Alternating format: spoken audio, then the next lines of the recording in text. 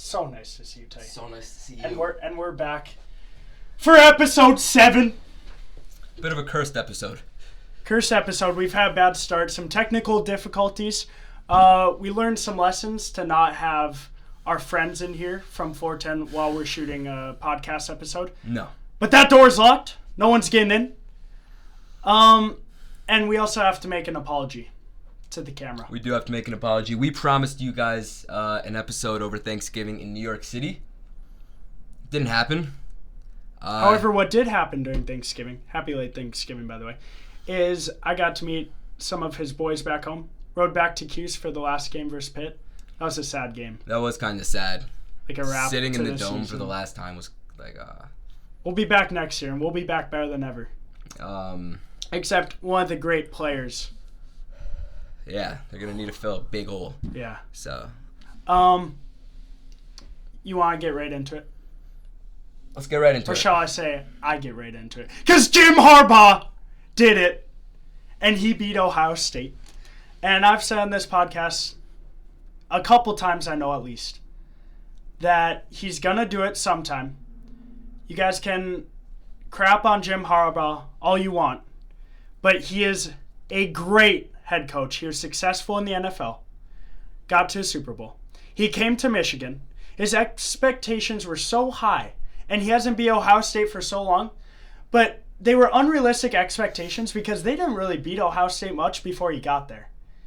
And I know when you bring in a guy like Jim Harbaugh at a place like Michigan, those expectations need to be there.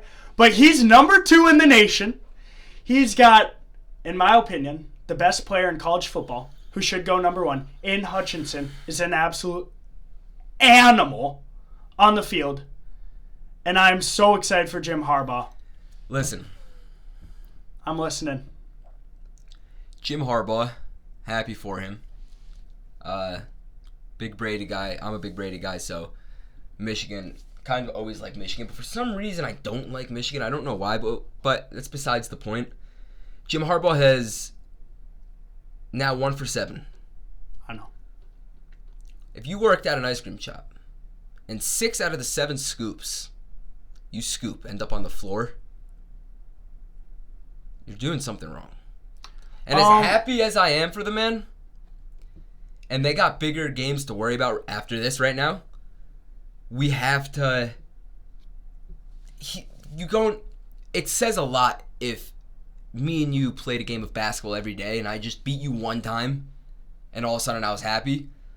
He was brought in to make that team to make it not be a miracle when they win. Excuse me. So no, and I'm not saying, and the team's very, very good this year, and that is what I'll say. They've had good teams in the past who couldn't get to that. But he's not, in my eyes, he's not completely clear yet. But this was definitely his best moment so far, and he's having his best season so far. I like your ice cream shop analogy, and I'll chime in on that. Is if you... I've scooped ice cream before. And if you professionally.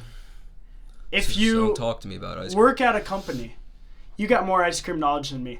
And I don't know how I could talk about ice cream shop in this scenario, but I'm going to say if you work at a company, and 5 out of your first 7 years you're at the company, you outperform 90% of your coworkers. You outperform 90% of the field. But you're getting 5 10-win seasons in 7 years? But what if... Are you getting a raise? Are you getting extended? What if you're getting paid 90% more? What if you're getting paid more than 90% of your coworkers? What if you were brought in to be that guy who's doing so well? What if that was why you have the contract you have and you have the job you have? You weren't brought in and you're not exceeding expectations by winning 10 games as the head coach of Michigan. And I would say that could be... He's meeting them, and barely. This is his best year yet, and I'm honestly... But you look around college football, and this is where we could take on the Lincoln Riley take, but you look around college football, and you're like, oh, this coach just got $100 million. This coach just got $100 million. So, yeah, Harbaugh is getting paid a lot to be Ohio State, but so are these other coaches that are getting hired. I'm looking up the contract we were talking about. For Harbaugh? For Lincoln Riley. Yeah. Are we going to talk about Lincoln Riley? Are we going to end the Harbaugh talk about he finally did it. I couldn't be happier. Lincoln Riley, in case you didn't know, in case you don't watch college football, like some of us fans do, he got a very generous contract. Yeah, I'll go ahead and I'll break it down for you. Lincoln Riley, USC contract This details. makes Teddy. This makes me want to be a college football coach. By Robert Hefner, tweeted it, or Albert Breer. Lincoln Riley, USC contract details, $110 million, guaranteed. USC is buying both of his homes in Norman for $500,000 over the asking price, and $1 million. Oh, it's just $1 million bonus. Buying a $6 million home for him in Los Angeles, and unlimited use of the Trojan private jet, 24/7 for him and his family. And that's where I get confused. Lincoln Riley, you're worth all that, but if you're getting paid $110 million, don't you think you could afford a $6 million home? Absolutely. But Speaking like I'm in Oklahoma, which he is not. I think Oklahoma's got to look for me. Because he had to have chosen the house. He had to have chosen, because they wouldn't just, like, what if he has enough money to buy any house he likes? I don't get it. So if it's just big and nice, he still might not like it. They can't just buy him a house. I mean, there's a very good chance he's just like, no, I don't like this house. And the Pac-12, guys, the college football is a lot more fun to watch when Oregon had Mariota and when Oregon was contenders and when Peterson was the coach at Washington and they had Jake Browning and that ridiculously talented team. And when the Pac-12 are contenders and the Pac-12 make college football somewhat interesting, it's way better for the sport. It's way better for the viewership. And in Mecca, a city that does it all in Los Angeles, Lincoln Riley has a new great home. It's got to be great to be Lincoln Riley right now. How about, like, does he have kids? He's got 2 girls. How old are they? Like, because you're living the life. Like, if you think about that, imagine your dad. You're leaving Norman, Oklahoma. And all of a sudden, all right, we're picking up, we're going to LA, got the house, got the jet, like, just like that. The girls are crying because they got to say bye to their elementary school friends. One day your dad is a very wealthy college football coach, very, very wealthy. And the next day he's just, like, wealthy is not the right word. This man, filthy. This man is living life on easy mode outside of the confinements of the USC locker room. That is kind of the most, like, just all of the extra stuff. I've never seen that before in a sports contract. And the history. But when they bought Reggie Bush a $6 million house, it was a big problem, right? Did you hear the story about why he chose USC? Why he left Oklahoma? No. So Saturday night they lost to Oklahoma State, and he goes to bed. He's like, oh shoot, or he's about to go to bed, and USC administrators, whatever, they call Lincoln Riley and they say, hey, bud, you've done great things at Oklahoma.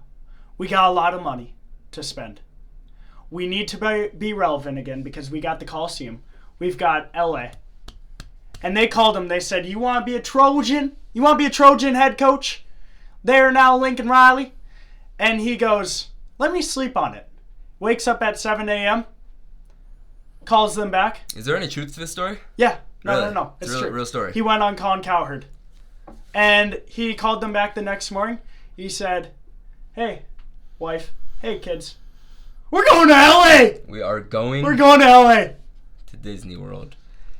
And as far as relevancy and USC back in the day with Pete Carroll and Reggie Bush. Matt Leinart. What do you think it does for USC in the upcoming years? It does everything. I mean, this guy can fix everybody. The quarterback whisperer, they call him. Not fix, but whisper to anybody about how to play football at a level that would put you as probably the number 1 player in the country, and he's done it multiple times with multiple guys. Spencer Rattler, who honestly, I didn't know Kyler Murray's name necessarily coming out of high school, didn't know Baker's name coming out of high school. Spencer Rattler was supposed to be the next best thing, right? Yeah. And couldn't do it with him. And it's honestly probably Spencer Rattler's problem now. It's not him. But Imagine if dude, Spencer the Rattler- entire Oklahoma if Spencer Rattler just came in guns blazing, that team was sick. He's not going anywhere. And I knew he wouldn't.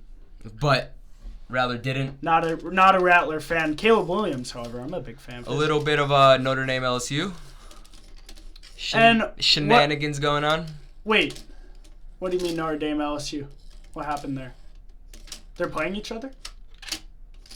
Are they playing each other, or maybe basketball or hockey? I don't know if Louisiana has hockey teams. Hmm.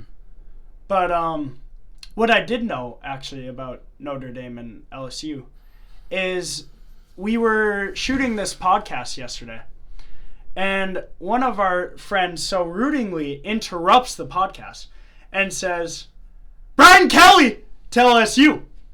And we said, what did we say, Teddy? Is that our first breaking news? It was our first live breaking news ever sitting here. And we won't be able to stream it. We're only doing this for about an hour, 2 hours a week. We're sitting at this table. So, but it was great timing, and we might honestly have the clip, and if we do have the clip, I will make sure to honestly put it in this. Yeah, we made a big bet on the air. Even though we're not live, we made a big bet about Notre Dame and LSU and the impact that Brian Kelly is going to have on LSU. You know that LSU, I'm stealing this from a source that I read today. LSU has more high school football teams per capita. Not LSU, sorry, Louisiana, or like near Baton Rouge, where LSU is. They have more high school teams per capita than anywhere in the U.S. Do you know how that makes recruiting easier for Brian Kelly? Oh, of course, all those kids are from there. But, man. Like Odell, I'm pretty sure was born and raised Louisiana. Instead of Brian Kelly getting on the plane every weekend to go to Oregon and Florida and drive down the street. Mississippi to watch some high school football. Dude, I'll tell you what, if every Jersey kid went to Rutgers, that team would be absolutely disgusting. Well, wouldn't they have Teddy Sweetwood and like Cody Simon? If they had an extra offer for Cody, maybe. But, you know, I might have given it to him. I might have just went elsewhere. But all jokes aside, New Jersey pushes out football talent. It's absolutely absurd. And have you seen what NDSU does? I feel like you're pushing away North Dakota. I'm not pushing away North Dakota. We got a guy named Carson Wentz. We got a guy named Trey Lance. And that's about it. All right. You done with Brian Kelly? You got anything else to say? I'm done with Other than I don't think Notre Dame will be all that without him. I made a crazy bet. And if the clip is still there, we'll release it. But we got more important things to talk about because what's our podcast more about? Is it about college? Or is it about... I'll say it's about the national American National Football. They came together a long time ago and created this great league. Why was the league so great? What made it great? Was it the Packers and Bears rivalry? Well, it's competition every week. Unlike, not a whole lot of 20-point lines. Unlike college? And if you see a 20-point line in the NFL, Vegas... So, last 20-point line Last 20-point line I remember which hit was, I want to say, Jets. It was Jets Chiefs last year. And I believe it hit. And that was 19 and a half, I think. Yeah. But that was the biggest you'll see it get. But this is an NFL podcast. And the biggest takeaway for me, besides the Patriots being the GOATs, Mac Jones throwing for a career high 310 yards, 2 touchdowns, no picks. Let me say something about the Patriots. Teddy will... Yeah, we can't dive into it. We can't dive into it yet. Teddy will fanboy them all night long. But I'm going to say my one thing about the Patriots. I've been, besides my money, besides the fact that I've been banging them and they've been winning me money the last 5 weeks, let me tell you something. We think about Bill Belichick and we think about Robert Kraft and we think about the New England... You can't pull out any stats right now. I'm sorry. No, we think about... They're all in the bag. You can't. We think about the New England Patriots, especially this year. Switch it up. As a defensive Don't team. I need this in my bag. As a defensive team. And what I'm going to say the biggest takeaway from Week 12 is that Baker Mayfield is the greatest quarterback. That's exactly what I was thinking. I've seen on the field. Like, did you see I hope you didn't see the Ravens and Browns game. But the fact that his defense picked off Lamar Jackson 4 times and Baker couldn't score more than, what was the final score? More than 13 points just shows how good he is and how he should have been number 1 pick. And Baker, money maker. I'm fucking kidding. Baker, you suck. And if you get a contract, the Browns will stay the Browns. Low-key, I'm starting to like Baker more and more as a person the worse and worse he is at football, because he goes out there every week, don't yell at me, I'm not defending him. And sells that great roster. I'm not defending him, but he does go out there every week with probably 9 different broken bones. The guy doesn't care. He's not even playing well. But it's selfish. He doesn't go. It's selfish. The only person. Case Keenum came in and won games with. Okay, and that's not selfish by him. Any football player who looks at you and goes, "Oh, sit me down," would have never made it there in the first place if that's a thought that ever crossed their mind. As a quarterback and leader on the team, are you trying to get your team to the playoffs and be successful? No, you're coaches. You are trying to hit your receivers as a quarterback. If you don't want to win as a quarterback, why are you out? Of course you want to win, but you're not going to be like, "Hey, backup, come get me, my." Well, I think you should, because you're 6-6 with a great roster. So that's not on Kevin Stefanski. That's on Baker Mayfield for not subbing himself out. I think it's selfish. Yes. I think it's selfish. Any human being on a professional sports field. I think Kareem Hunt's dad will tell you that too. Dude, dads and Baker Mayfield don't get along, and that's fine. All right? But back to my point, anybody who makes it to a professional sports team is playing until they are literally in a hospital. I mean, nobody is doing that. He's out there losing them games. The fact that you're saying that is his tarnishing that great team's roster, the best O-line, a 2-head monster in the backfield. One of the best defenses in the league. You keep saying and they're 6-6 because of the Browns. This whole line thing, and I don't really... I get it. You can say ratings or what. I just obviously watched them play a couple full games. Well, they got the best star in the league. I watched them play a couple full games, and man, oh man, that is hard to believe. I see Baker get beat up. We beat him up. And that's because Baker doesn't know how to get out of the pocket or get rid of the ball. So why'd we sack... Don't put that on the O-line. Why'd we sack Case 2 plays in a row then? Why'd what? Why did we sack Case 2 plays in a row then? Case? Mr. Keenum. Mr. Keenum won a game when he came in, unlike what Baker has done. My point being, and also just to revisit what you said, that's absolute blasphemy that you think a player would ever take themselves out of a game. That is the coach's responsibility who's watching a player and saying, "You're hurt, get out." Players go out there and they'll die out there. And if you aren't willing to die out there, you probably shouldn't be out there at all. I think it's the right thing for Baker. Or, no, I don't think it's the right thing for Baker to do. I think it's... Because that's a dangerous mindset. If a player is willing to take himself, you need a player who's out there full speed, all go, I want to play. That's on the coach to be like, you're not helping us, get out. Wait, maybe what Baker's telling us is since he's played such shit this year, he knows his contract won't get extended, so he's going to be out there and play for as long as he can. Maybe he just doesn't want to be in the NFL anymore. Maybe he just never thought about that. And who is the other team that they're playing that night? What are you talking about? The Baltimore Ravens. Baltimore Ravens. All right. And Lamar Jackson. Lamar Jackson made a couple recent comments about his game, which, honestly, I appreciated. And pretty much admitting how poorly he did execute out there. Teddy and I don't get in many debates, but when we were watching that game and Lamar threw 4 picks, I was very satisfied with this performance. Because he's a Vikings in the fan. win column, he's like, hey, not that bad. Shut up. In the win column, there was a W for the Ravens, and you look at the 4 picks and you're like, man, that guy threw 4 picks. Shouldn't they have lost? No, it's because of his dynamic nature, and it's because of the leadership, and it's because of that defense. It's because the Browns couldn't score 17 points. It's how could you defense. give the defense credit when you're playing Baker, who won't put up points no matter who they play?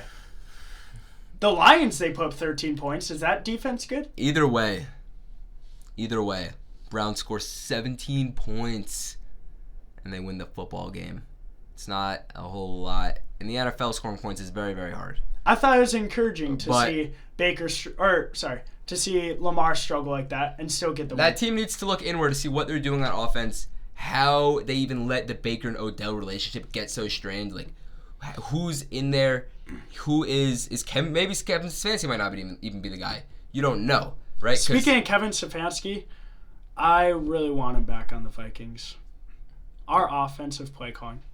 Our offense with those many talented players. I was about to say, maybe they're not calling the right stuff.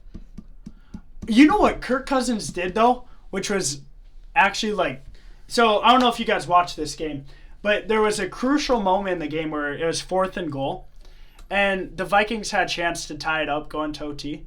And Kirk, he about did it. Because he lined up behind the guy next to the center, the offensive guard, and he was about to snap it. But what he did was, Coach, timeout. I was supposed to be behind the center on that play because the center had the ball. I thought that was brilliant. What did you think about that? I think that he is so smart. And Well, what was your take last time? I think Zimmer's about Kirk. That's how Zimmer got his girl. Because what are you talking about? Kirk lining up under the guard? Yeah, you said it's a strategy. It is a strategy because he's leading the defense to underestimate him. They're thinking this guy doesn't even know where the center is, and he's gonna get out there, and they're just gonna laugh at him. A little misdirection. They don't know nobody knows what's going on. They're just sitting on every route, thinking he can't do anything. Yeah. Never been on a football field in his life. Boom. But really, next play when he does line up under center, they're gonna have no clue what hit them. Yeah. Because it's Kirk Cousins. And then what hit them the next play? I actually have no clue. They didn't convert. They did not convert. They lost the That's game. true. I did have a clue. They lost the game. Thank you, Vikings, for making me miserable for 19 years of my life. And this is where I transition.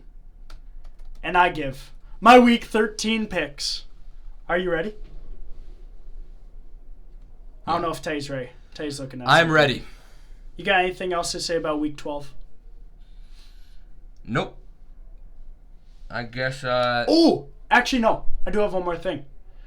So, Thanksgiving is a holiday and a time where we get together with our friends and family and we tell each other why we're grateful. And we also put on the TV from 11:30 to 7. Bro, you're just going to piss me off with this one. We put on the TV from 11:30 to 7 to watch some NFL. And you know what happened in the 4:30 Eastern Time window and why the NFL is so much more superior? 38.5 million What do you mean 38.5 million? viewers. For what? Is that what you're about to say? Watching the Macy's Day Parade? Oh, you're talking about Macy's Day Parade. No, they're watching the Cowboys and the Raiders. Oh, okay. You just threw me off there. The Raiders. Tay's a little bit distracted. I'm not distracted. Because he's got a big debate coming on later. And so, college, NFL, we love you both. NFL, how are you doing this? 38 million in a regular season game? It's not even the NFL. It's just the finals. It's the sport. NBA finals can't even get up to 10, 15 million. It's the sport of football at its best. I'm not going to say purest, because purest is probably high school football. That's people. Nobody gets paid. Nobody even knows who you are. Those are just the best players. But NFL football is the best coaches, and the best everything in the world. And the sport itself is obviously awesome, and this is it at the highest level. So that's why we are big NFL guys. And that's why we're moving into Week 13 picks. Go ahead. Let's roll! First game, Thursday Night Football, tomorrow night. Usually lately we've had some bad Thursday Night Football games. But we got the Cowboys and the Saints. And I like the Cowboys -4.5 because Taysom Hill seems to always lay up the Vikings when he plays them. And I'm sick of seeing that. I want Taysom Hill to do very bad under his new contract. And Cowboys -4.5. Big bounce back week. I think they're going to have Amari Cooper, maybe CeeDee Lamb back. And they're going to be ready to roll. And they're going to roll these Saints -4.5. Lock it in. Next game, Vikings -7 versus the Lions. I'm not confident in this. It's a division game.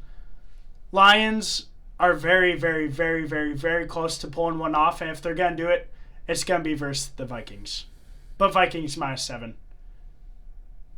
Next game, Bears +8 versus the Cardinals.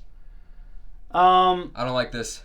I know you don't like it. I'm going to tell you. Well, is everyone back? That's why I like it. I think like a transition game for the Cardinals, putting D-Hop and Kyler back out there. And you'd think the opposite. You'd think, oh, they're going to be back to themselves. They're going to be back to normal. I do, but I don't think they were ever that hurt. I think it was kind of strategic and waiting for these guys to really hit the end of the NFL season and go. Because they probably were a little beat up and sore enough to miss a game, I would definitely say, and beat up. But I'm a big component I don't think they are coming back from anything crazy. I think they will be pretty close to back to normal. Pete Carroll did me wrong on Monday night, but I'm a big component on when a head coach is on the hot seat and he's got a couple more games to prove. Matt Nagy will get fired at the end of the year, but I think he's like, if we beat the Cardinals or if we keep it close, maybe we could finish with like a 6-9 or 6-9. I love Tampa. But I love Tampa next game, Tampa Bay -11 versus the Falcons. I would do 15 for that. I think they're gonna this can be a good old-fashioned. Tampa kind of stumbled a little bit, got a very nice win. They didn't really stumble. The Colts are good. No, I said they've been stumbling a little bit. They've lost. They dropped a couple. Got a really good win. And speaking of that, and I think they're gonna come and blow versus out the Colts. The Colts are pissed that they couldn't beat the GOAT, and they're gonna come out there versus the Texans, and they're gonna give it to them. You know what they're gonna give them? I don't like this pick. A 10 or more point win. The Texans did just lose to the Jets. Speaking of, wow, these transitions. I know. I didn't even mean to undefeated. Do that. Jets +7. This is his pick. I'm just reading it here. Jets +7 versus Eagles. You like that? I'm doing it for my boy Max. This one's for my boy Max. I don't know. I'm not very confident. I think the Devontae Smith has his biggest game of his career. The Eagles look so bad. And maybe the Jets can get some momentum off being the second worst team in the league. Chargers money line versus the Bengals. Justin Herbert has proven when he gets embarrassed one week, he comes back the next week. And the Bengals are at an all-time high after being a team that they don't match up, or that they don't do well against. You want to know also why versus the Steelers. Why they're not going to play well? It's getting a little chilly outside, and Bengals are the one team in the league without an indoor practice facility. Woo! You know where they don't probably need one? Where at? Miami, -5 versus the Giants. I don't like that. I like that. Give me Miami -5. And my lock of the week. I got 2 locks. One of my locks of the week is the Raiders. -2.5 versus the Washington football team. I will put it on a Twitter page that I just started, Floor 10 Sports Bang. I'm betting $200 on this game. Raiders -2.5 versus the Washington football team. Lock that in. Next game, Rams -13 versus the Jags. Some of these lines I just honestly hate, but when you have to pick a team, it boils down to the Rams have been struggling, and the Jags have been struggling even worse. Just for fun right now. The Rams -13. I'm looking at something on our... Moving to the next game, Steelers +4.5 versus the Ravens. Mike Tomlin has never had a losing season. Ben Roethlisberger looks worse than he's ever looked before. However, it's a divisional game. The Steelers need to win this one, and I think they won't, but they'll cover 4.5. Is Tampa at home this week, by the way? I do not know. Why? No, they're not. Because I would then probably just put like $2,000 on them -11. But keep going. I wouldn't like that. Seahawks +3.5 versus the Niners. I'm picking a lot of upsets because I've seen a trend this year in the NFL where upsets are hitting. And Pete Carroll, dude, like you gotta know this is like this is your last year coaching because of how bad your team is doing. But the Niners are coming off an all-time high after being the greatest franchise of all time. the Minnesota Vikings. And they're going to be in cloud 9, and Seahawks are going to come in. Pop! They're going to pop them. Plus 3.5. Money line there. Broncos plus 10 versus the Chiefs. Plus 10? Divisional game? Broncos coming off a good win versus the Chargers. Chiefs are rolling. This game is actually very underrated. They actually flexed it to Sunday Night Football. And I like Broncos plus 10. That's my other lock of the week.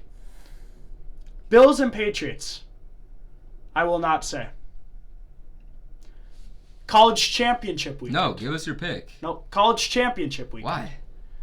I'll tell you why. No, you have to give us the pick. Pac-12. No, whoa. Slow down there. What the hell was that? Because there's a debate going on later in this episode where when I am transitioning, I will come in and I will spoil the fun by saying 2 words. College championship weekend. I'm so excited. It's going to be 3 words. I'm going to say either Patriots, money line, plus 3. 3 words. College championship weekend. I'm so excited for. Pac-12. Usually they say when you play a team, whether it's in basketball or football, unless it's a division game, they say if you play a team more than once or twice in a season, you should have the advantage if you've lost 1 or 2 of those. And Oregon got obliterated and absolutely embarrassed by the Utes. They're going to come back this week, 3-point dogs, and they're going to beat them outright. They're going to get bailed out. To take the Pac-12 championship. Going to get bailed out like who? Baylor plus 5. Man, we're on a roll. Keep going. Baylor plus 5 versus Oklahoma State. Because, like I just said, the game before, Oregon and Utah, this is the same exact thing. Playing a team more than once. Oklahoma State's got their season on the line. If they win, they could be in. But they're not going to win. I just want to look at this next. Baylor plus 4.5. You speaking of who's not going to win. Who's not going to win? Georgia. You know, Nick Saban hasn't been an underdog in the last 93 games he's coached. And how do you think that makes Nick Saban feel? They weren't an underdog in any of those championship never. games? 96 games. 93 games. I don't know what I said. How do you think Nick Saban feels about being plus 6.5? I think he thinks that's a lot of points. But he's not the one betting. He's the one rallying those troops. And that Heisman candidate, Bryce Young, who's going to go there and prove, hey, Georgia defense, you got a lot of NFL guys. But so do we. And we're going to win that SEC championship. You know who's not going to win the championship? These transitions are on a roll. Cincinnati. Who's not going to the Natty championship. You like that one, Tate? Yeah. Because they're going to lose to Houston. Everyone come at me. Please do. This podcast will be released tomorrow or tonight. And please come at me. Because Houston, plus 10.5, they're actually just going to beat them. Iowa, plus 10.5 versus Michigan. Pitt, minus 3 versus Wake Forest. Not confident at that game. I flipped a coin for that one. Under 50 SEC championship. Under 50 SEC championship. 2 great defenses, Alabama, Georgia. Over 46 for the Big 12 championship. All right. And over 43 for the Bills and Pats. 2 high-powered offenses. And Chargers, Bengals, over 50. Those would have to be my picks of the week. I think it's that time. It's 9:56, but I don't know what time you're talking about. It's debate time. What are we debating about? Get the hell out of that chair. Be kicking me off my own podcast. What is my friend Mr. Rogoff doing here? Everybody, friend of the show. Hello, gentlemen. You know him from last time. Great to be back. Thank you so much for having me. Take a seat. All the listeners, hope you had a lovely Thanksgiving, spent some time with your family, take a nice week off. I know we certainly did, but great to be back in the seat. I am very happy to see you. It's a shame they're under these circumstances. Well, I think we'll have a good time, Teddy. But nonetheless, look at that face. Happy Hanukkah as well. That's right. Happy Everybody. Hanukkah, happy holidays. Don't and, forget it. You know, it's holiday season. We've got football. It's a great time to be a sports fan. Great time in general, right, Teddy? Absolutely. Even better, because guess who's playing Monday night, my friend? The AFC East is competitive again. After 1 year, after 21 years. I guess the team switched, but it still wasn't competitive. But we have a very, very big game coming up, the biggest game of Mac Jones' career. And not the biggest game of Josh Allen's career, but it certainly is a big one. And if I told you this 6 weeks ago, we'd be sitting in this chair going into Week 13, winner of Week 13 walks away with the division lead. You'd probably call me crazy after we were 2-4, losing that game to the Cowboys in overtime. You'd probably call me nuts. Now, I'm going to let you finish, T. Swift. Well, what I was going to say is that when I was on this show, however long ago I was on it, we actually joked about this, and we were saying, how much fun would it be if in a couple weeks, AFC East is interesting. True. We said this. So, while it would be way more fun if my Bills had a 5-game lead and this game meant nothing, great for sports fans, great to be back talking about it. We did predict the future a little bit, so here we are, as promised. So we're here. Did we say that on the podcast? We might have said that on the air. I really hope we did. I hope we did too, but I know it's something we talked about either during or after that episode. So I got a few things just to put out there in the open. Go for it. About this game, about the Patriots, and about the Bills. So I just want to start off by saying Mac Jones. This is one statistic I should have looked up. I want to say he's what do we got? 4 wins. I want to say he's 4-0 on the road. Either 4-0 or 5-0, but do we have 4 home wins or 3? Either way, he's either 4. Dude hasn't lost on the road yet. I think he's 5-0. I think he's the first quarterback to go 5-0 on the road since I think Dak did it. Anyway, last 6 games, Patriots. Okay. We can add that. Alarm's going off. You know what time it is. It's time to talk some football, baby. That's what we were preparing for. This is all completely fine. Part of the plan. This is all part of the plan. It's working through it. That's all. No. Go after each other. Cool. Oh, don't you worry about it, sweetheart. Don't worry about it. We'll add this out. Yeah, it's fine. No, we're not editing shit out. We're back. We keep it professional here, as always. Of course. About as professional as a bunch of college freshmen recording in the corner of a dorm can. But Some would look at it like that. oh, the shades are coming on. Now we're talking. Some would look at it as we are one of many media. He doesn't get to wear them. It's not his. I don't need them. It's not his fucking podcast, frankly. Anyway, last 6 games: Patriots 6-0, Bills 3-3. Pats last 6 games, points allowed 10.5. Bills last 6 game points allowed 19.98. Pats points scored last 6 games on average 35.16, and the Bills are scoring 25.6 points a game in their last 6. I crunched all these numbers myself because I couldn't separate them from the year in the last 6 games. I went through every single box score, and Bills rushing yards allowed got us here. They allow 112 as of recent. Bills allow 112 rushing yards a game, about 1.5 touchdowns a game on the ground last 6.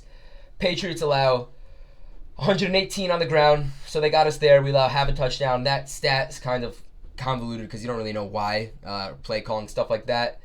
Patriots pass allowing 175 yards a game over the last 6, 0.83 touchdowns a game, 2.16 interceptions a game.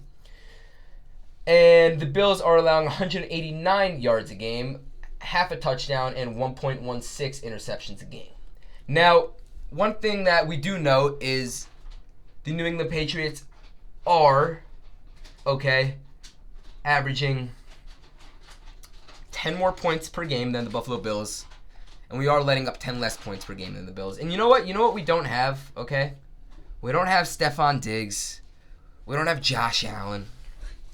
But we have Mac Jones and Kendrick Bourne, who was born ready to pull up with his boy Mac 11. Some would say their entire lives have led them here. You had a beautiful Mac 10 joke there, and we didn't make it.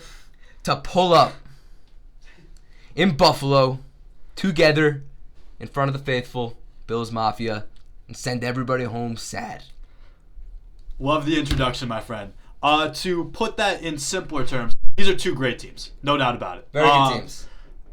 New England, no doubt, over the last 6 has been playing some better football than Buffalo has, but besides that absolute beating we took at the hands of Jonathan Taylor and the Indianapolis Colts, this defense has been the real deal all year. I mean, I said it when I was on here earlier. I'll say it again. This defense is balling. This defense has some playmakers. Next week will be a test. We just lost Trey White. It's going to be for the fun, year. dude. People, do you know how some people, don't want to play good teams? Oh, I love that. I've seen everything. We're going to learn a ton about both teams. Yeah, we beat the Browns by 50. We beat the Jets by 50. Chargers was a good win. We're beating teams we should beat. And people are on the Patriots train, as I'm sure you have seen. Oh, of course. And I remember when everyone hopped off of it for Cam. Now people jump on it. It's like, all right, I look at Mac Daddy right in the eyes. And I apologize for saying Mac 11. I was looking at the number 11 on my screen. Mac 10, okay, is going to pull up. Pull up guns a-blazing, you could say. And he's going to do some of the craziest shit. Now, I'm just playing, but we don't know. I wouldn't have it any other way than this. I totally is what agree. we need. I don't want to play the Jaguars and the Jets for the rest. We need this. We need to see. Football needs. And you need to see it too. So, everyone needs to see. Yeah, like I was saying, Pat's definitely playing better football. Big question mark with Trey White out. One of the best, premier corners in the league. How does Buffalo's defense? He's. I'm not calling Kyle Duggar Trey White because he's not. But Kyle Duggar just went out with COVID. Kyle Duggar's going to be really good. Definitely hurts. Down pretty thin at corner. However, biggest problem for the Bills all year, offensive line. Been absolutely brutal. We get our rookie right tackle back, Spencer Brown, who's been great. We get John Feliciano, who's been a starter, real leader, veteran on this team back. So the offensive line. Those guys were out? They've been out for the last couple of weeks at least. Spencer Brown was injured. He came back. He got COVID, came back. If you look at the numbers, the Bills are averaging almost 40 points a game when Spencer Brown plays. They're averaging way less than that when he doesn't. The ground game's better. The pass protection's better. It's sad that our entire offense base is based on the health of a rookie right tackle. But, point being, in the small sample size when he's been on the field, we've been a completely different football team. And like I said, with the exception of when Jonathan Taylor handed our asses to us and made fantasy managers very, very happy, this has been a really great defense.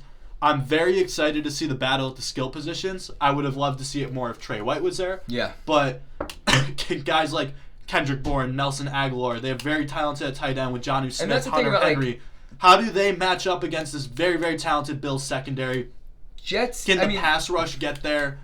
Can they disrupt Mac Jones a little bit? That's what I'm looking for. Yeah, and guys like Jacoby Myers, Kendrick Bourne, Nelson Aguilar, who you may have at one point thought not gonna beat man-on-man, not the most effective guys, need to sit down in the zone somewhere, find open spots.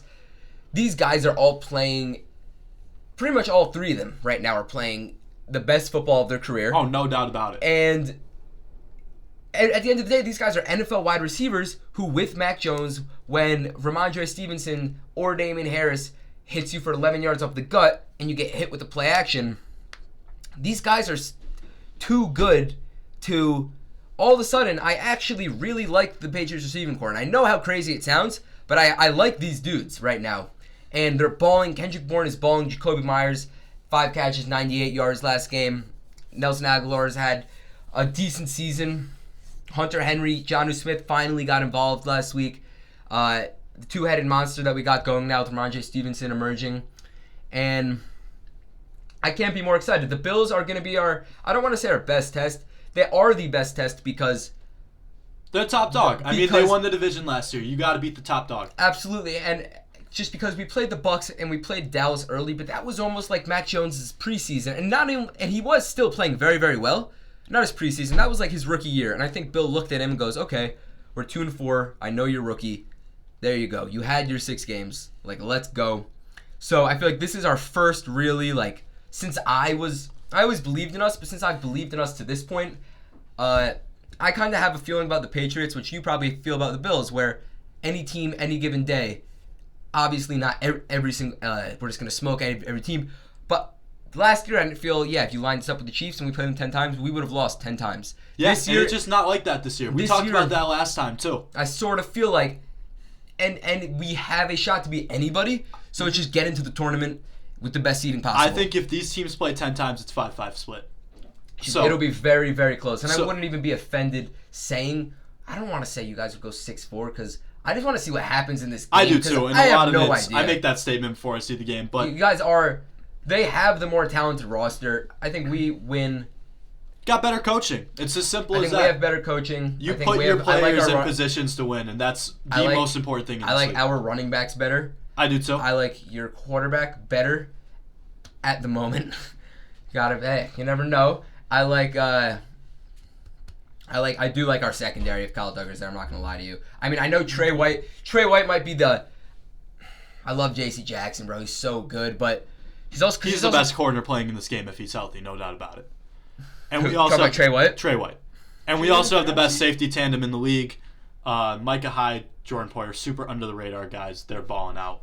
But anyways, I'll put it like this: two very, very good defenses all around. Oh, of course, and that's what I was talking about before. But what I'm looking for in this game, and you know how usually they say games are won in the trenches. It's your O-line versus their D-line.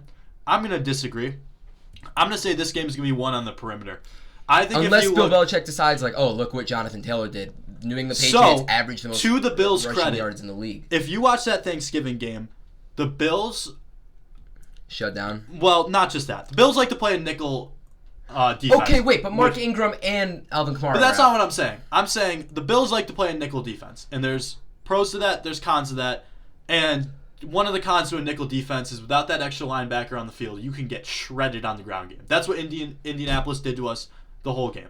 So what Buffalo started doing against New Orleans is we started playing one of our safeties down in the box, and we just said, you are not going to run the football on us. And guess what? Poyer and Micah Hyde healthy? Both are. Both are healthy. Both will be playing. And we basically said... Sanders? Yeah, he's playing. Oh, got a lot of the boys coming back. Beasley's there. So I don't like Beasley. He's just sketchy. He's an interesting He might dude. catch... No, I don't not like him personally. I just don't like him playing against him because, he could go off or he could catch, 3 balls for 9 yards. Or he could catch... Have 12 targets for 100 yards. Yeah. 12 catches, 142 yards and a touchdown. You're just decides to be Calvin Johnson every once in a while. I'm looking at this game to be one on the perimeter. I think the Bills are going to put a safety in the box. They're not going to try to let Damian Harris from Andre Stevenson get going. And if I'm the coach, the best situation I can have is make Mac Jones consistently make throws over the top, down the middle of the field, and beat you. If he does, I tip my cap to the kid. Hell of a performance to go on the road, primetime game in Buffalo against a top defense and consistently pick it apart. But, and I'll shout my dad out here and I'm going to mess up the number and he's going to hate me for it. But the amount of Mac Jones' passes that go between 0 and 5 yards, and that includes passes behind the line of scrimmage, is 50%. Mac Jones over the last 6 weeks has the highest average downfield throw in the league at 8.8 yards. I want to see Mac Jones push the ball downfield against the secondary, against our safeties. Nobody has a deeper average target in the last 6 weeks than Mac Jones. I'll believe it when I see it. I want to see him consistently push the ball downfield and beat us, and that's how I'm okay losing. I will not be okay losing if Damian Harris and Ramondre Stevenson allow for these 7-8 minute drives that consistently keep Josh Allen off the field and our run defense just doesn't show up. I will be very upset if that happens. If we lose because Mac Jones is able to attack our secondary, push the ball downfield, throw the ball over the top, throw the ball downfield, and guys like Kendrick Bourne and Nelson Aguilar and Jacoby Myers, who I know have been having great seasons. How many those passing guys yards did Big Josh have? Big Josh have last week? I don't remember, but I know he threw for 4 touchdowns. I see 260. Wasn't part of the game plan. The Bills finally started getting a run game. On 23 completions. On 23 completions of last week. Yes, sir. Big check down Daddy Mac. Yep, let's hear it. Not only hit a 45-yard bomb to Jacoby Myers over Kevin Byard. Yep. Threw for 309 yards on 23 of 32. 2 touchdowns, no picks. I want to see him do it against our secondary. I like our secondary more. I want to see Kendrick. If I lose to Kendrick Bourne and Nelson Aguilar and all those guys, so be it. But I don't want to lose because we're making mistakes. We're turning the ball over. We can't stop the run, and we never give ourselves a chance to win. Well, if we lose in a hard-fought game where Mac Jones is dicing us up by pushing the ball downfield, I will tip my cap and I will give the Patriots all the credit in the world because they will deserve it. But if we get the ball ran down our throats again like we did against Indianapolis, I am going to be very upset. Because sometimes the best defense is long, methodical, offensive drives. Definitely. If you keep Josh Allen off the field and you limit the amount of times he touches it, that's what Indianapolis did. I mean, Josh Allen had like 2-3 drives in the first half. And when's the last time you've seen a team that had the ball twice in the first half? I don't want to let this conversation get to this place again about winning because Patriots run and play D. We're scoring 35 points. Oh, no doubt about it. But I'm saying I'd rather lose by making a rookie quarterback on the road against a top defense, a great defensive coach in prime time, in enemy territory, your biggest game all year. If he has the composure to beat us like that, so be it. But I do not want to lose because we bail out a rookie quarterback by letting him get his run game going, let his defense get going, take the ball away. That makes his life so much easier. We want to put Mac Jones through the ringer, and if he succeeds, we will applaud him. He's been winning because we haven't a few of those games. I'll say Panthers game we won 24-6, but we were just running the ball over them. We picked Sam Darnold off a bunch. Mm-hmm. What other games were just like those type of just? Because I'm saying New England's not going to beat themselves. That's been the case forever. Yeah. They don't make mistakes. They're one of the best coach teams. Isn't it funny how New England always has the best special teams in the league? Yeah, like exactly. That's such an underrated part of the game. You know how many people owe Bill Belichick an apologize? Oh, of course. An apology. He made Cam Newton win 7 games. He made that guy we just watched the other day horrible. Win 7 games with his best wide receiver being Jacoby Myers. Cam Newton was 5 of 21 before he got benched. And 2 picks, right? 2 picks. That's inexcusable for an NFL quarterback. That's really, really, really, really, really not good. Not in the slightest. And to do in the NFL. I mean, listen. Like I said in the beginning of this, Bill Belichick said this in the locker room, he goes, if you like competition, he goes, if you don't shy away from competition, there's no place than you'd rather be than Orchard Park on Monday. Agreed. That's where you want to be. If you want to prove yourself, and if the Bills want to say, no, these guys, this is our division, and it will be for the next 5 years, whatever, and they want to go and say, no, let's go beat these boys by 20. If the Pat's going to say, nah, you had your year, come in here, we're going to come in here with a rookie quarterback, Kendrick Bourne's about to break out like he has been the past few weeks, Damian Harris and Ron Stevenson, and this D can't be stopped, and we're going to take back this division. This is honestly probably the best storyline, because the return to New England by Brady was a crazy storyline, but in terms of I like this storyline in terms of implication, I know it's obviously completely different.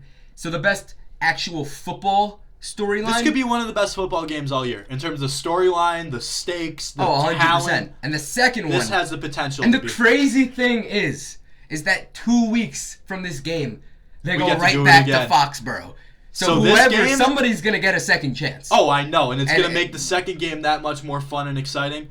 And we each got hard teams in between. Yeah. Something I've been very critical of Sean McDermott, head coach of the Buffalo Bills, was ever since the bye week, they have just come out flat. Even the games we've won by a lot, we have just come out flat. And this is a majority of the guys on this roster were the guys who made it to the AFC Championship last year. And the ones that are gone, we've replaced with someone better. I just refuse to believe this team is not talented enough to compete in this league. And it's just so bad that we're going to get steamrolled by teams. So to me, that's coaching. That's not putting guys in the right position. It's not having your guys mentally, physically in the game. Yeah. But not just the Colts game. The Jaguars game was a shit show. The Miami game until the second half, horrible. The Jets game, yeah, we won by a ton, but it's the Jets. It is hard. The Saints game was the first game this year, and I know they were missing half their starters. I get it. Yeah. But from the moment the they Titans got missing, that I'm still football, thrilled about that one. The best sign to me when the Saints got the football and they went 3-and-out to start the game, I said it's a blowout for Buffalo. There was a different atmosphere about that team. They were hungry. Yeah. They were ready to silence all the haters. That's the best. You can always tell. I knew from the moment that Saints team went 3-and-out, I said they're never gonna. It's not gonna be tied for much longer. And sure enough, I was right. It was a blowout. They look great.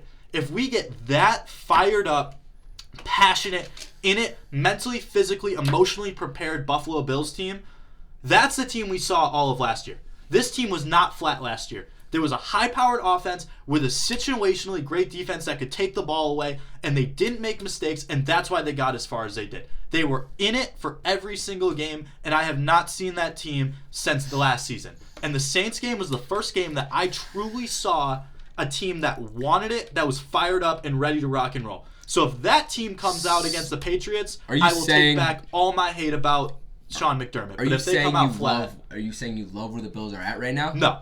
What a rant. Because I'm saying I love where the Pats are at, so I was going to say. I do not love where the Bills are at because I don't know what Bills team I'm getting every week. And you can't fire, because the problem is you can't fire a guy winning. Oh, of course not. Winning 10-plus games. You can, but they won't do it. They won't do it. So the good news is if you win 10 games, the big games are the games the Bills have showed up for. The Chiefs game, that was our Super Bowl. I mean, we played great. Offense looked great. Defense looked great. And that was before the Chiefs really began that downfall. So we played great for that game. The Saints game on Thanksgiving, not only on Thanksgiving, but the late game on Thanksgiving. 8:20 kickoff. We were in it. We were ready. We came into the Dome to go play the Saints, and we kicked their ass. Yeah. The Titans game. If Josh Allen doesn't slip, we beat the Titans. It's that simple. Played a great game. I know Derrick Henry had all the yards. Derrick Henry does that against every defense. I'm not worried about it. We are literally, potentially, we could have kicked a field goal, tied it, brought it to OT. Or Josh Allen doesn't slip on an imaginary banana peel, goes into the end zone, and we win that football game. Buffalo, for primetime games, has come out fired up, ready to play. It's those 1 o'clock games against the Jaguars, or those 1 o'clock games against the Colts that just have not looked the prettiest. They have not looked in it. So I'm hoping Monday night, Orchard Park, big bad evil empire, Bill Belichick and all them boys coming to town. I hope they come in fired up. I hope it's a great football game at the very least. If we lose close, we lose close. I don't want to get embarrassed at home. I want a great football game, and that's really all I'm hoping for. I mean, I hope we smoke you guys. I'm not going to be nice about Well, it. I hope we smoke you guys too. I mean, at the very least, I hope we don't get embarrassed. I hope it's a fun time. And if you are an NFL fan, a sports fan, this is great. You should be watching. I was this game about to say on the Monday ratings on this are going to be. I think it's going to be great. Fucking nuts. So clear your schedules, clear your calendars. Monday Night Football. What's your problem, man? Don't act like you've never been in front of a camera before. Patriots at Bills. The camera screen is black. So why didn't you just say that out loud? It's not like anyone's fucking watching us anyway. Is it still going? No idea. We'll find out. At least the mics are still going. True.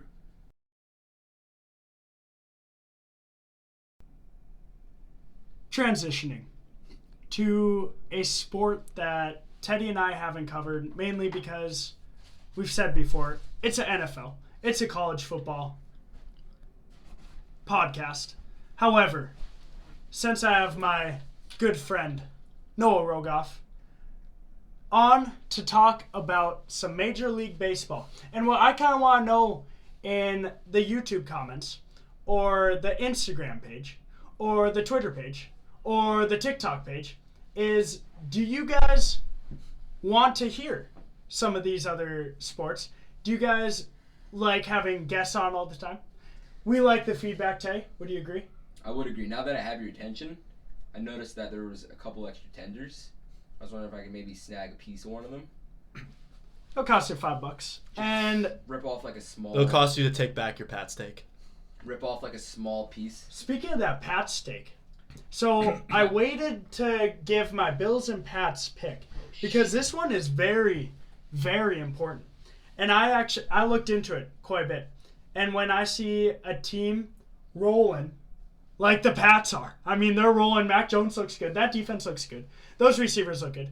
And Josh Allen is throwing some of these shitty picks. I say, hey, 3 words. Bills -3. That's what we love to hear. Bills -3. Love to see it, buddy. I'm so sorry. I think the tides are going to turn just because the Bills they just haven't gotten the momentum that team is capable of having.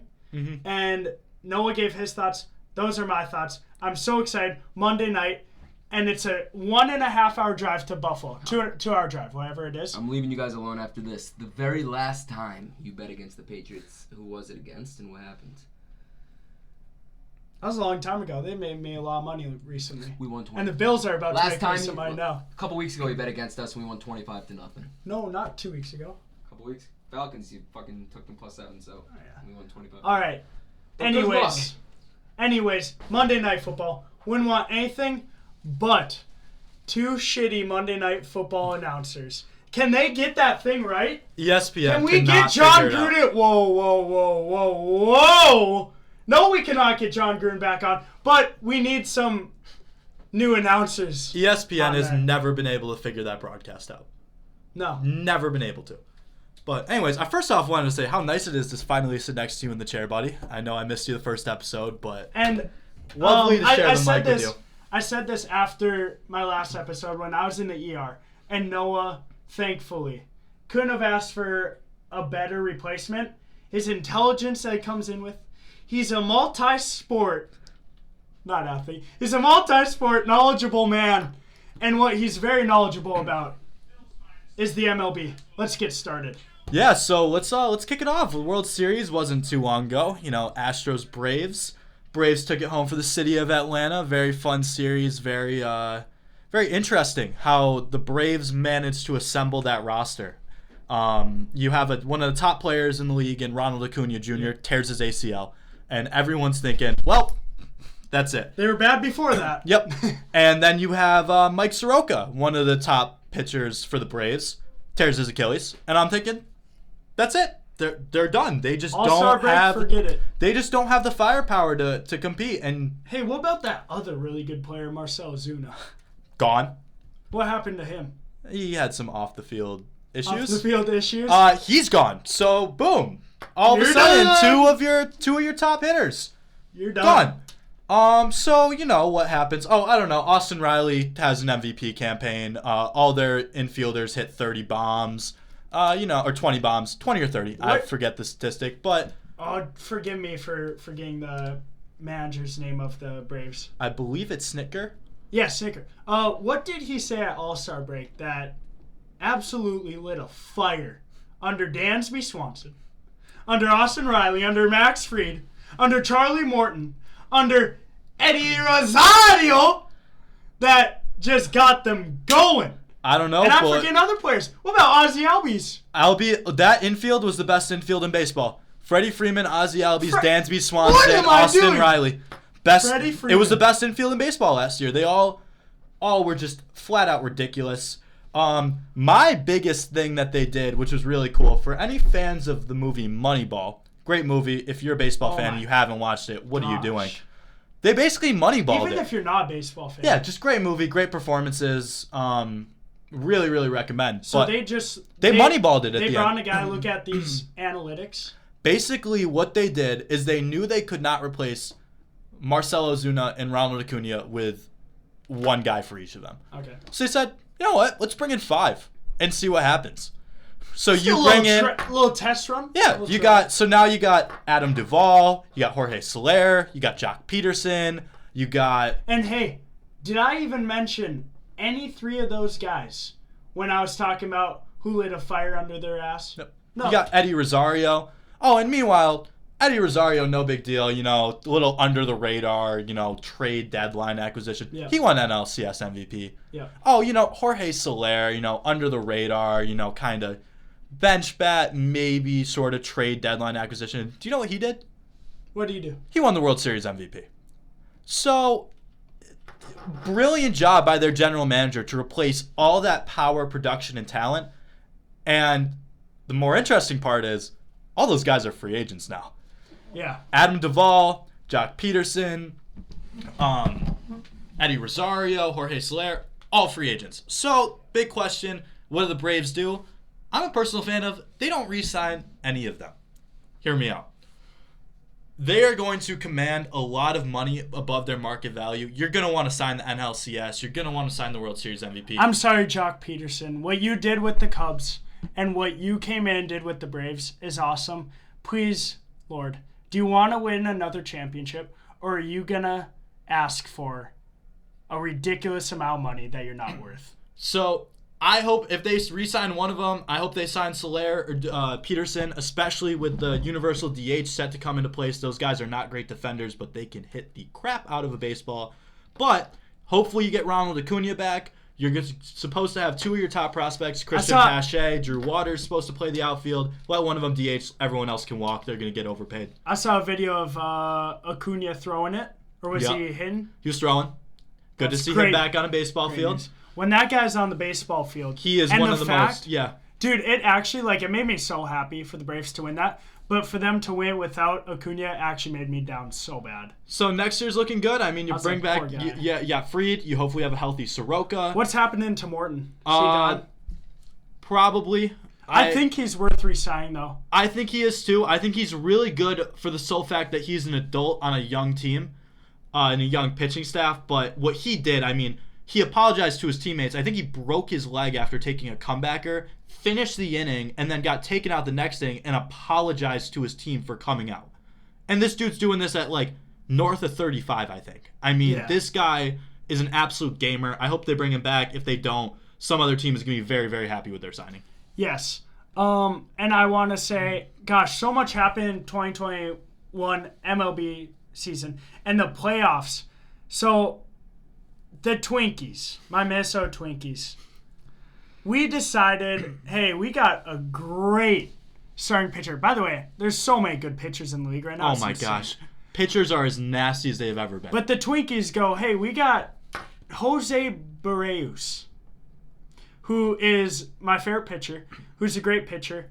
And they're like, yeah, honestly, he's done everything for us. Let's get rid of him. And honestly, Jose, good for you to go into a great team. But the Twins at the trade deadline were like, fuck it with everyone. Nelson Cruz, you didn't do anything for us except make the All-Star game every year you were on with us. And hitting just bombs at however age he is. And I'm not going to make this about the Twins, but here's what I'm getting at. I did not watch the MLB once the Twins did all that. And not like they're competitive up until the All-Star game. But as a fan, I was like, eh. And then I got to the postseason, and I got put on a sports book.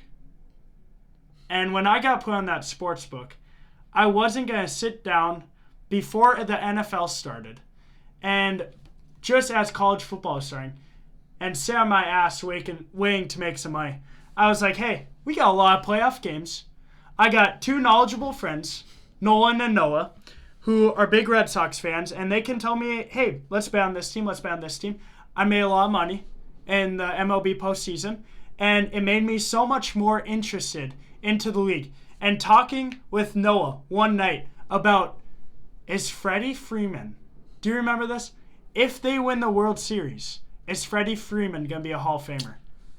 And we still are like, oh my God, it's up in the air. But seeing him win the World Series was every part of me wants to say yes.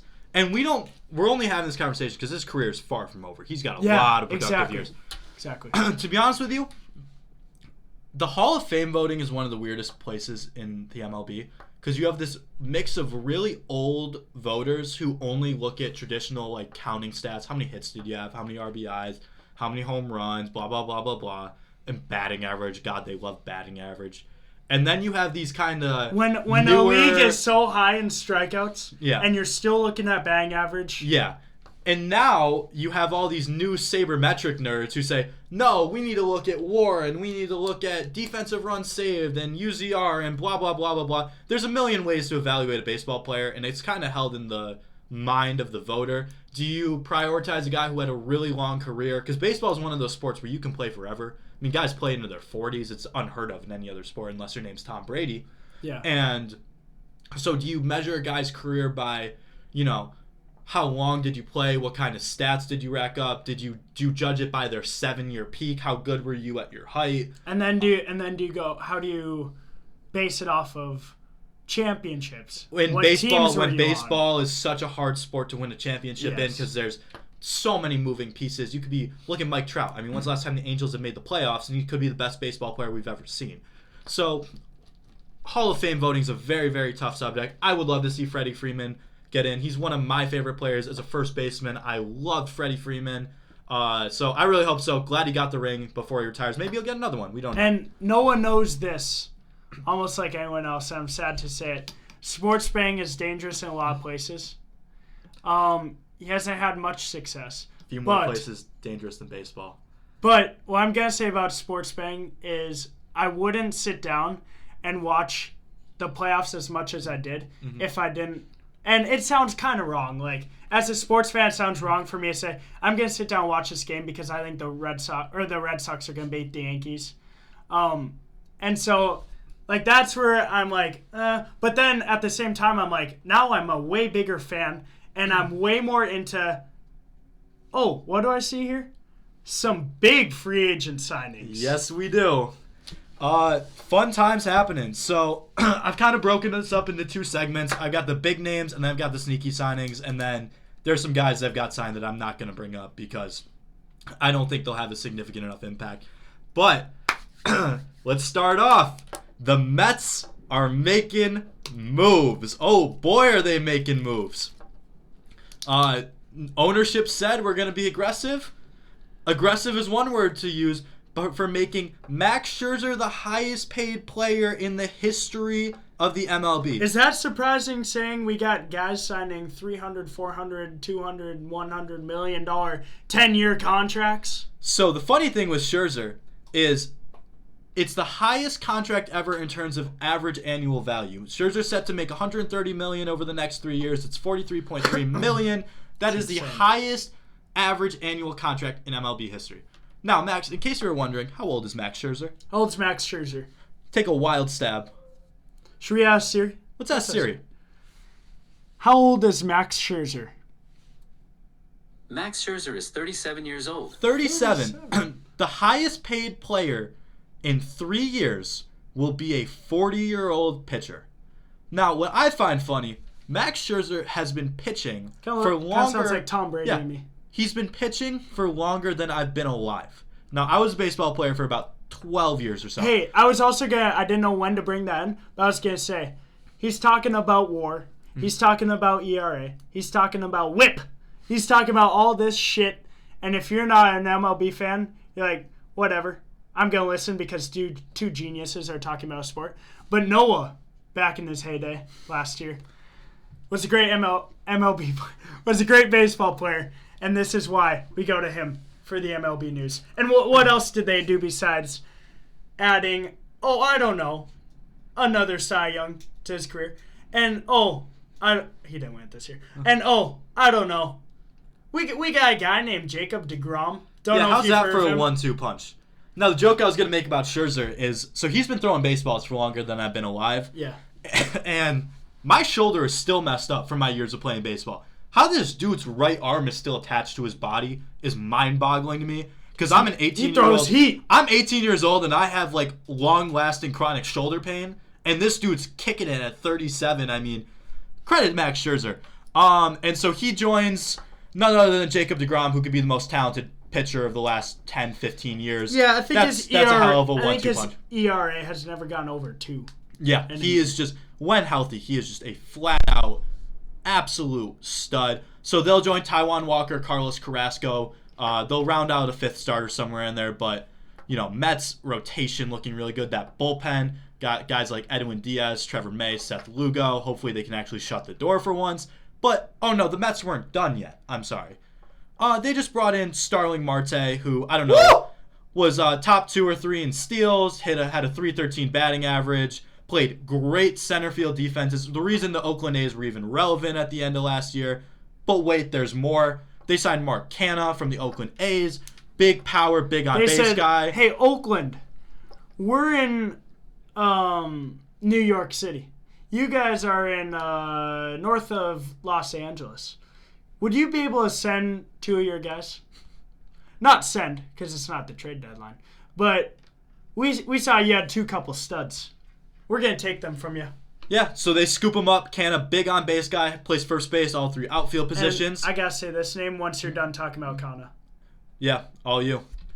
Eduardo Escobar. I loved your time. I called you. I made you a nickname called the Double King because Extra I don't know bases the on statistics. extra bases. I don't know the statistics. If he leads the league in doubles every goddamn year or what, but that boy is very underrated, I think. I think the I big don't know thing what that the money Mets got, are going but- for. I think the big thing the Mets are doing is it's a lot of versatility in this lineup. Eduardo Escobar plays every position on the field. Yes. He's a switch hitter. You have guys like him. Canna has flexibility. Jeff McNeil has flexibility. J.D. Davis has flexibility. Those are all guys you can move in and out. You didn't even name the best hitter on that team. Well, Pete Alonso, Francisco Lindor. Lindor. This is a really good Mets lineup, and it's a really good rotation. It's a really good bullpen. Excited to see what the Mets can do. Hopefully they don't blow it like, I don't know, the Mets do every year. But they're making the moves to put themselves in place. So that's the Mets. LFGM for all you Mets fans. Let's go Mets. And, exciting times. How about the Syracuse Mets? Yeah, no kidding. So moving on, Mariners made some big splashes. Very overachieving team last year. Tons of young talent on the way. And they said, why wait? Let's add Robbie Ray. They said we were so close. Let's add Robbie Ray. You know what Robbie Ray did last year? Oh, Robbie Ray. Wasn't that the guy who was just announced Cy Young winner? AL Cy Young moving from north of the border to rainy out west Seattle. He's going to be throwing some BB guns there. Love to see it. Robbie Ray will instantly slide into the top of that rotation. Mariners are a very interesting team. Like I said, a lot of young talent, overachieved a lot. You'll see if you get the same sort of seasons out of guys like Chris Flexen. You'll see if Logan Gilbert steps up. Very interesting to see how that rotation shapes up and if that offense can continue to perform with the young guys. But speaking of age, and we were talking about Max Scherzer, kicking it at 37 years old. How is this guy, Adam Frazier, alive? He was a stud last year. Dude just got hits, got on base. He was on the Pirates, got traded to the Padres, didn't do so hot on the Padres, so the Padres shipped him out to the Mariners. He will slide in, play second base every day for them. Hopefully tallies a lot of hits. They need guys on base, they need base runners, so Adam Frazier, I love it. I love teams that historically have not been great. I think the Mariners might be riding the longest playoff drought in professional sports like right now. 19 years or something? Yeah, rivaling where my Buffalo Bills were a couple years ago. So I love to see the Mariners be aggressive, go push it. The division's wide open. It's fully expected that the Astros are going to lose a ton of guys. The A's, like we just mentioned, 2 of their top hitters are on the Mets now, so we don't know what the A's are looking like. Let's go. Sorry, you have anything else? No, I was just saying the AL West is going to be really fun. And speaking of the AL West, the Rangers are making some moves. And the Rangers, I got a notification on Bleacher Report one day, and it said, look at this new, not beautiful, expensive stadium. And some of these boys said, let's go play in that new, do you want to call it beautiful stadium? I have my questions with it. But hey, the Rangers said, we're spending all this money. Let's keep it going. So they might have the best middle infield in baseball now. Marcus Semien and Corey Seager will be your new shortstop and second baseman for the Texas Rangers. Sounds like a lot of double plays to me. Sounds like a lot of double plays for the next 7 years to come. That's what it sounds like to me. Locked. I'm going to be honest. I don't love the signings. I think they're great players. I think they deserve every penny they're going to get. Marcus Semien has been top 3 in the MVP voting 2 out of the last 3 seasons. Corey Seager is one of the most solid players. And Marcus, sneaky. Sneaky good. I'm not going to lie. I follow baseball. I, barely know who Semien is. Mm-hmm. I knew who he was because I was like, oh, top 3 MVP voting last couple of years. But, I never sat down to watch him. Just such an underappreciated so player. And they signed John Gray. John Gray pitched decent in Colorado. ERA should come down a little bit. The new ballpark's way more pitcher-friendly than Coors is. Shouldn't be giving up the 460-foot moon balls every other batter. The mile high. But I just don't believe in the Rangers. I think there's still a lot of pieces away. I don't trust that pitching staff. I don't trust that bullpen. To be honest with you, I don't trust much of that offense. But good for them. They made a big splash. They at least are saying they're going to be aggressive. So, I guess since Prince Fielder, they haven't been.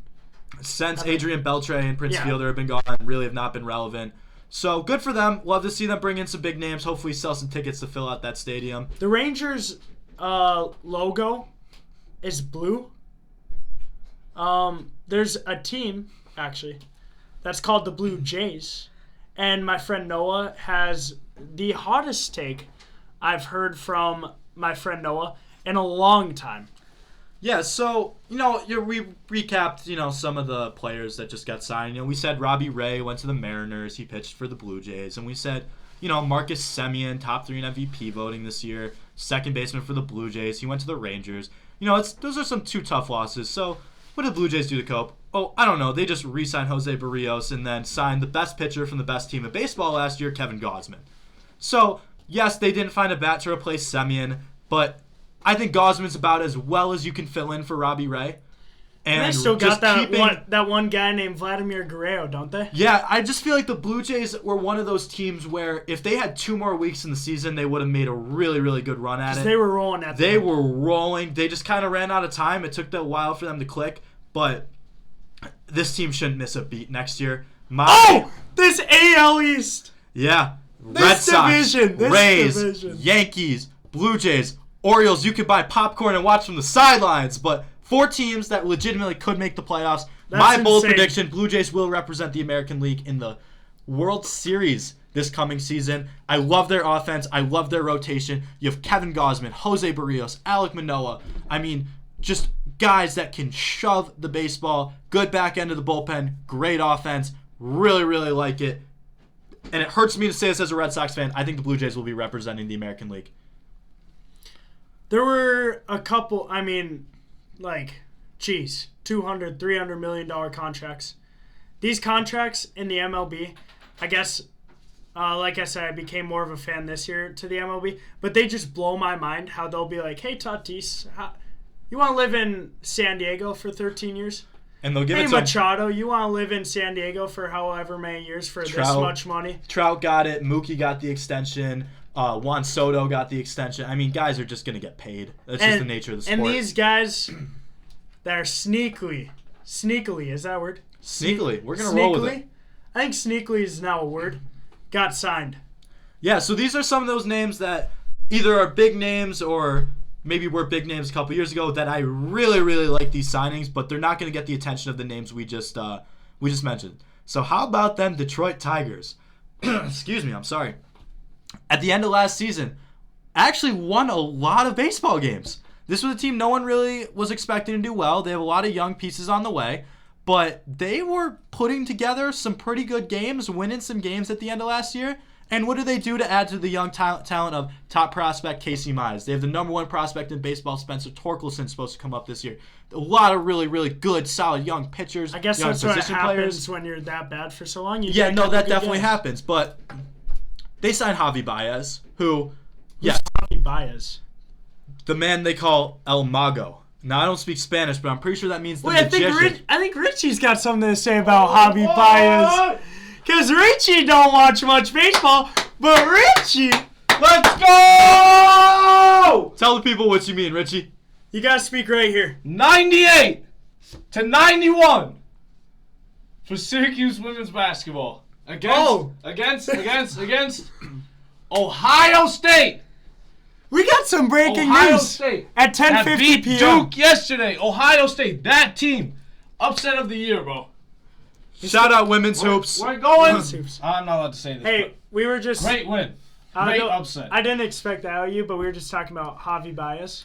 Sorry. I just needed No, don't you like Javi Baez? Oh, that, yes. And I love Javi Baez. He's my favorite baseball player. Yes, sir. That's why I brought you on, but hey, Syracuse. Let's go. Anyways, Javi Baez at his peak is a wildly athletic, wildly entertaining, wildly talented baseball player. Will make some of the craziest plays in the field you've ever seen. Hit moonshot home runs. If he can just figure out how to not swing at pitches 3 seconds before they reach the plate, really talented. I like the signing. Just someone fun and energetic to bring to an organization that's kind of been down in the dumps I don't recently. really know what his motive was behind going to the Tigers, other than you said a couple pieces that they have. maybe the Tigers were like, hey, we'll pay you this much to replace, I don't know, one of the greatest hitters of all time. Yeah, Miguel Cabrera's on his way out, but look out for the Tigers. I'm not saying they're going to make the playoffs. I'm just saying keep that team on the radar. Especially when you got to play the Twins 12 times a year. I don't know if that's you'll true. Expect many wins. Adding to Javi Baez, they signed Eduardo Rodriguez from my Boston Red Sox, so slide right in towards the top to middle of that rotation. Really solid guy, going to eat a lot of innings. Nothing, like I said, sneaky signings. I think it's going to be a really just veteran, stabilizing presence in a very, very young rotation. I like the signing a lot. So that's what we have for the Tigers. You can go take the Angels. My friend Noah's wearing an Angels shirt. Vladdy Sr. Shout out, not Junior. Vladimir Guerrero Sr. I love that shirt. They got a guy named Thor. Or was named Thor. Maybe you forgot about him. But Noah Syndergaard back in his heyday. From the Big Apple to Anaheim. And I've been to Anaheim. I have some family out there. I've been to the Angels Stadium.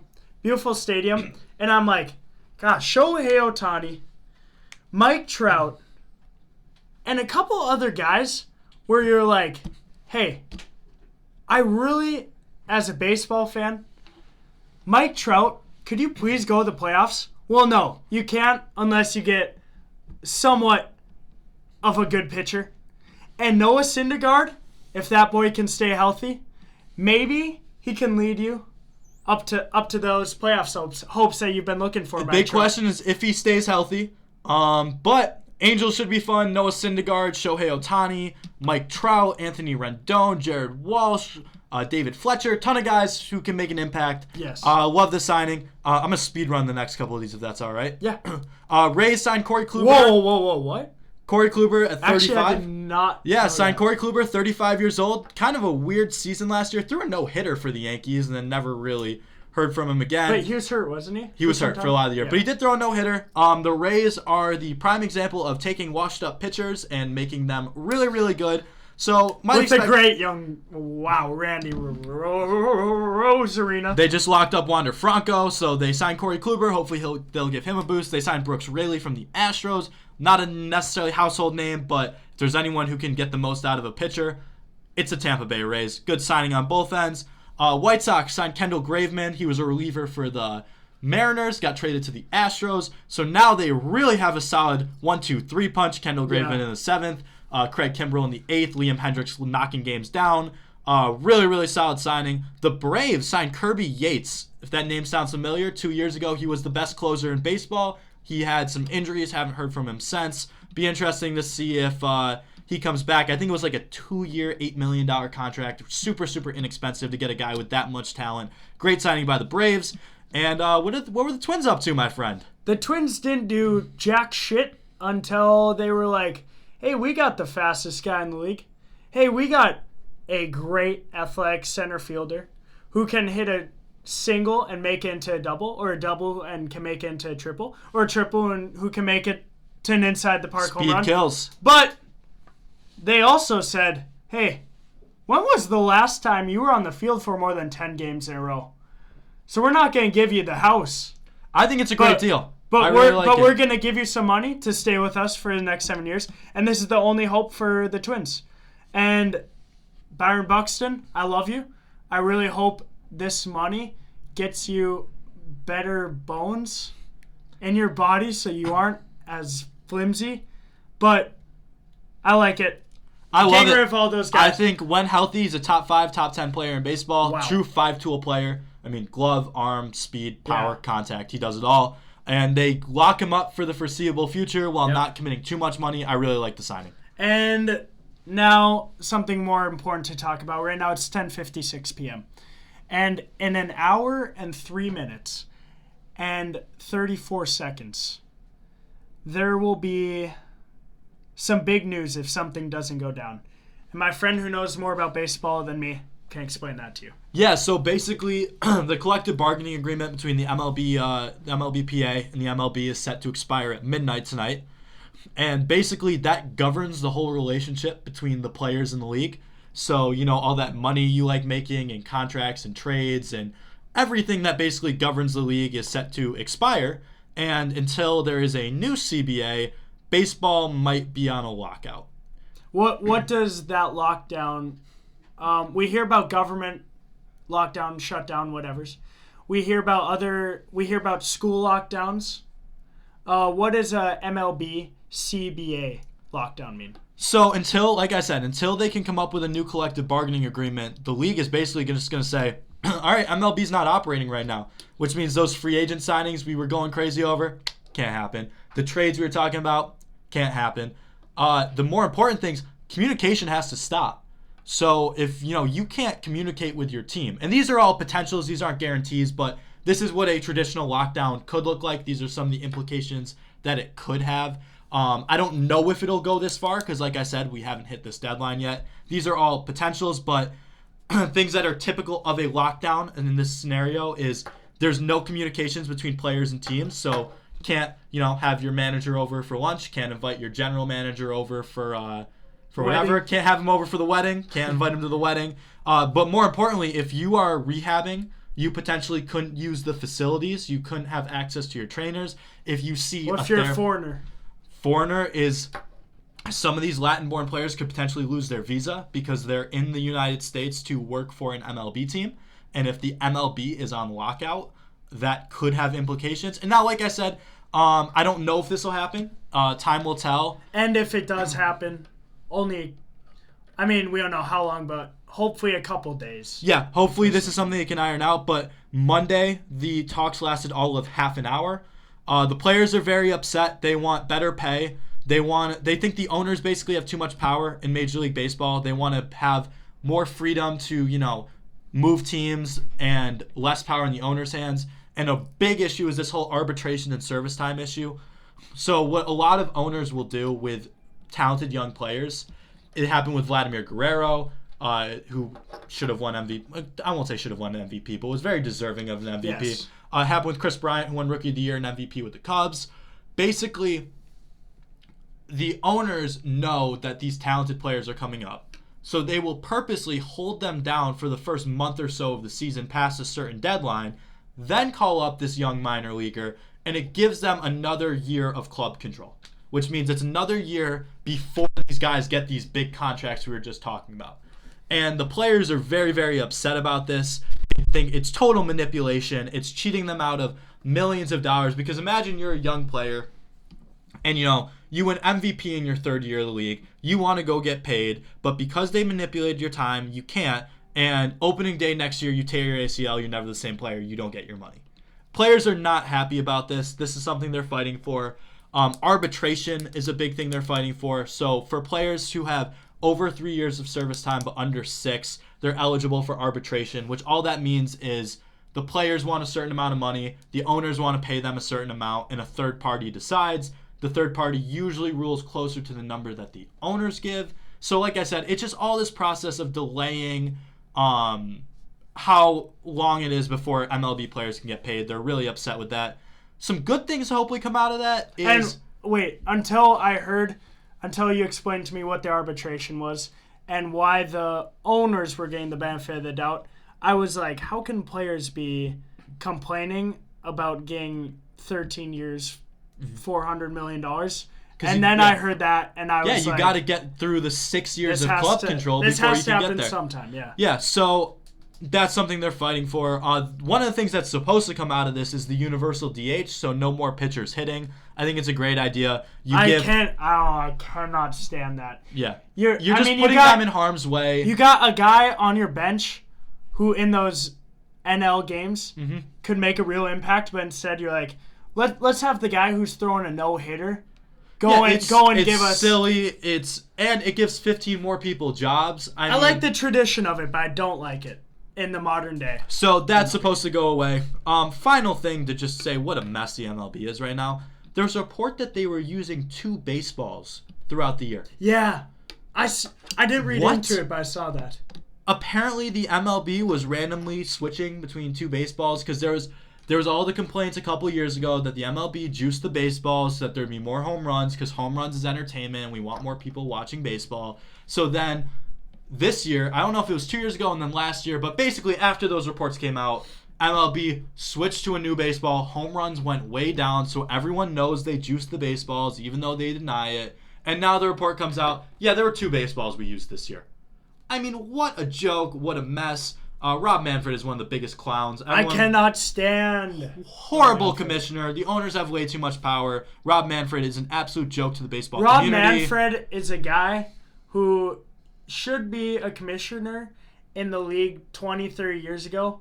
But you got to get a commissioner in there now who is now into, hey, MLB is dying a little bit. Oh, viewership's down. Yeah. We got to get someone in there to, I mean, shit on Roger Goodell and Adam Silver all you want. But their products are great. Exactly. People watch the NBA, people watch the NFL. It matters because if your commissioner isn't reliable, isn't someone who like you can trust, then I mean, forget it if you're a true MLB fan.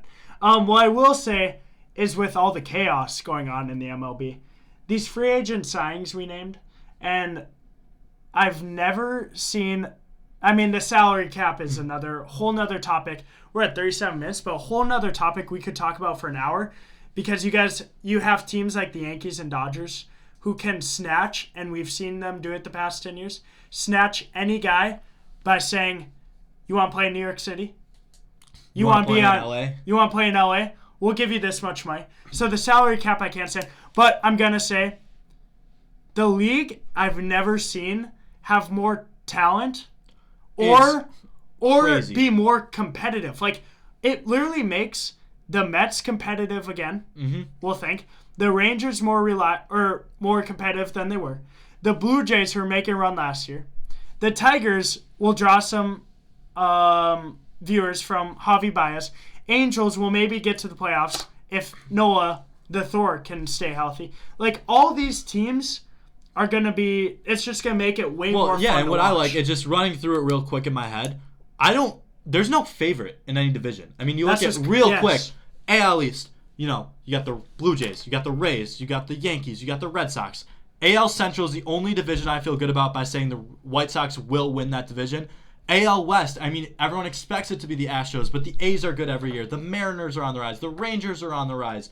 The Angels are on the rise. I mean, and the Rangers. Yeah, like, I mean, that division's going to be wide open. You would go over to the NL. The NL East is going to be. You have the defending champion Atlanta Braves. Yep. You have the Mets, who just made a ton of additions. The Marlins sneaky fight around there. I don't think they're going to compete. I don't think the Nationals are going to compete. The Phillies always hover around there. But oh wait, what's weird about this is the Nationals 2 years ago.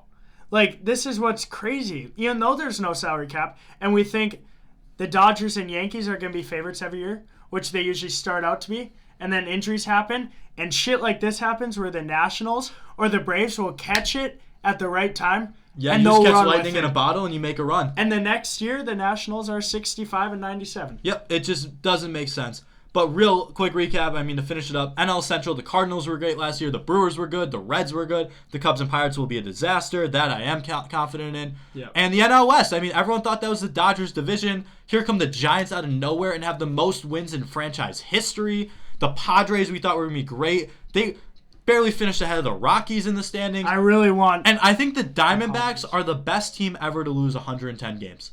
They were in every single baseball game. They came back. They were hard fought. They just didn't put wins in the column. So, fun season coming up. Gotta make it through the winter, and then we'll see where some signings are. A ton of big names still on the board. So our work is not done yet. I really don't want to see the Padres miss the playoffs again because I think they just make it so much more interesting. Have your issues about Tatis or Machado on the downhill, but wouldn't it make it way more fun if we got to see those guys in the playoffs? Oh, you'd love to see those guys in the playoffs. So, it'll be a fun year for sure. Especially San Diego. Like, you don't have the Chargers anymore, but you got the Padres. And this is going to wrap up our episode, which was God's gift of saying it wasn't meant to be. But we gave some great content. Fighting through some technical difficulties. You will not see us on the camera. You will not see our beautiful faces. But you will hear some brilliant takes. Sports Floor 10 Podcasts out.